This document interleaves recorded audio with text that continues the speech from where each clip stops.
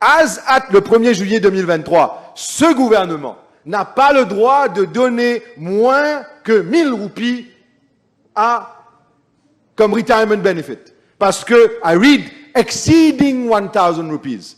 Not 1000. Exceeding 1000 rupees up to the amount specified in the second schedule, qui est de 4500 roupies. La loi comme elle est aujourd'hui, il est tout à fait légitime, Monsieur le Président, et cela je m'adresse directement au ministre des Finances, à travers vous, il est tout à fait légitime pour que le citoyen s'attende à ce qu'il touche 4500 roupies à partir en plus sur le retirement, sur la pension de retraite.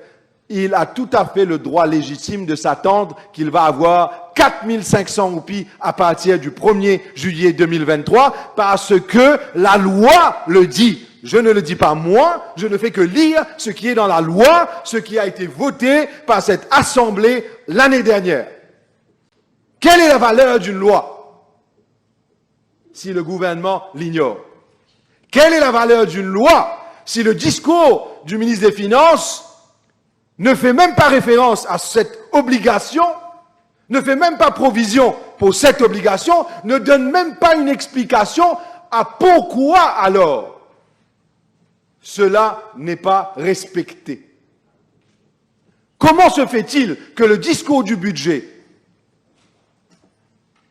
ne fait même pas référence à une obligation légale du gouvernement qui est dans cette loi, qui est à force de loi, qui est de devoir donner 4500 roupies par mois à chaque personne qui a atteint l'âge de la retraite. 4500 en plus, c'est une obligation. Alors, Monsieur le Président, la décision de ce gouvernement de tourner leur dos à cette loi, puis de cracher au visage des pensionnaires, de ne pas leur donner ce qui est écrit dans cette loi et de venir simplement dans l'annexe à la page 21 proposer un amendement qui est exactement ce qu'il y avait dans cette loi, en d'autres mots 4500 à partir maintenant 2024. Mais pourquoi alors avoir proposé ces amendements, l'honorable ministre des Finances, en 2022